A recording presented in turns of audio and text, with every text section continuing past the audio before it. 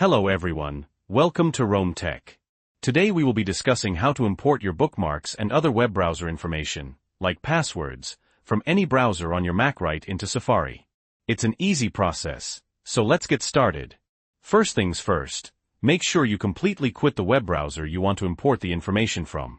In this example, we're using Google Chrome, so ensure Chrome is fully closed.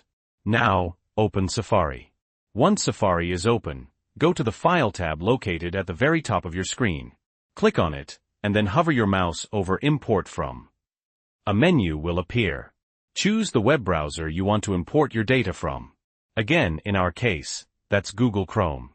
After you've selected the browser, Safari will show you a list of all the different types of information you can import. This usually includes things like bookmarks and history. Now normally, if you store your passwords in that browser, you'll see that listed here as well. But in my example, I don't save my passwords in Chrome, so that option isn't showing up. Once you're ready, make sure you've ticked all the boxes next to the items you want to import. Then, just click on the Import button. After a few seconds, Safari will import all that selected information. Then you click on OK. There is a possible chance that Safari will need to restart. Once Safari restarts, all of your information will be imported from Google Chrome or whatever browser you chose. And that's it.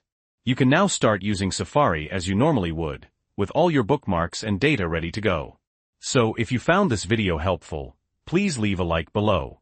And if you have any questions or comments, feel free to leave them down below as well.